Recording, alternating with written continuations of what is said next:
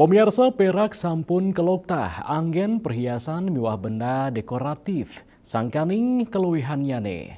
Dios emas perak sida ke anggen versifikasi investasi logam mulia.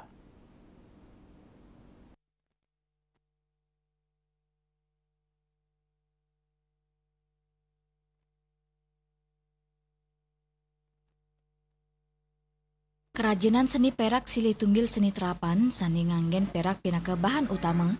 Kerajinan unucap sida ngasilang makudang-kudang soro karya sekadi kalung, gelang anting-anting miwa bungkung, kantos aksesoris ring pemohan sekadi vas, patung miwa gena lilin. Silih tunggil desa sani sampun kelokta medui ake pengrajin perak inggi punika desa Celuk. Kerajinan perak taler kekantanang kebuatan ring sejeroning lestariang budaya, miwa seni tradisional utamanya nih, ring desa sani medui pusat kerajinan perak. Ake pengrajin perak sani starte rajek limbakang tur ngembasang desain-desain anyar, nanging kantun mendasar ring tradisional miwa budaya lokal. Perak dangan kewentuk sani ngawenang para pengrajin ake sani sidang ngewentuk desain rimbit tur halus. Sangat bisa kita pergunakan untuk aksesoris berupa giwang. Ini bermodel-model giwang dan dia bisa dikombinkan dengan paduan warna kombinasi, warna bakar, warna gold. Jadi bisa banget untuk segala bidang aksesoris untuk perempuan-perempuan Indonesia. Warna perak itu tidak hanya berupa warna putih.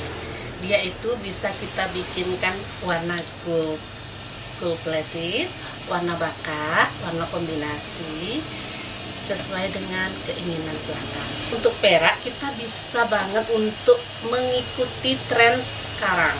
Dari tren kalung joda seperti ini, tren bros kancing, cucuk kayak seperti ini, itu bisa banget karena perak itu bahannya bisa banget untuk kita proses handmade, cetakan, itu bisa banget.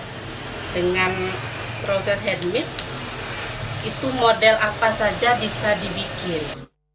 Perak kekantanang pinaka soro logam sani ake medui keunggulan tur maning kewigunayang. Sani ngawinang kewintananyane nyansan kalokta, inggian ring serahinan kramo wiaden ring mukudang-kudang industri.